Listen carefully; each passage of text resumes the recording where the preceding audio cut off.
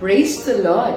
மத்தேயு 5ஆம் அதிகாரம் 14ஆம் வசனம். நீங்கள் உலகத்திற்கு வெளிச்சமாயிருக்கிறீர்கள், மலையின் மேல் இருக்கிற பட்டணம் மறைந்திருக்க மாட்டாது என்று சொல்லி வாசிக்கிறோம்.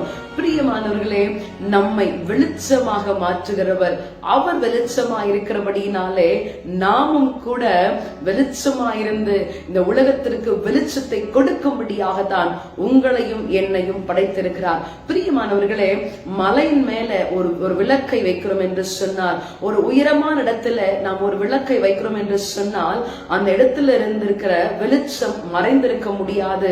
கண்டிப்பாக எல்லாருடைய கண்களுக்கும் அது தெரியும்.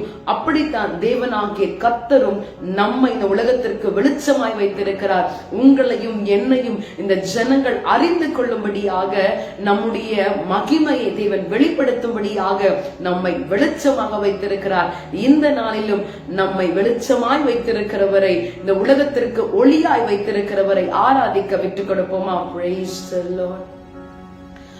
உலகத்தின் வெளிச்சம் நீ,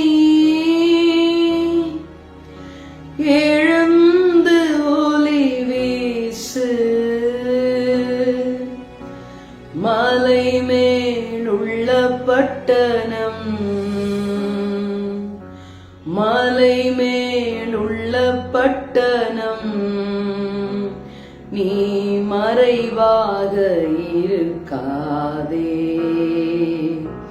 நீ மறைவாக இருக்காதே.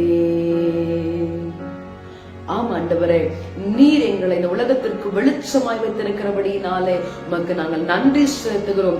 இந்த நாளிலும் எங்கள் நிமித்தமாக ஆசீர்வாதத்தை பெற்றுக்கொள்ள வேண்டியவர்கள் ஆசீர்வாதத்தை பெற்றுக்கொள்ள, அநேகருக்கு நாங்கள் ஆசீர்வாதமாய் காணப்படுகிறதற்கு எங்களோடு கூட நீர் இருந்து நடத்தும்படியா எங்களை விட்டுக் கொடுக்கிறோம். ஆசீர்வதியும். இயேசுவின் நாமத்தில் ஜெபிக்கிறோம் பிதாவே.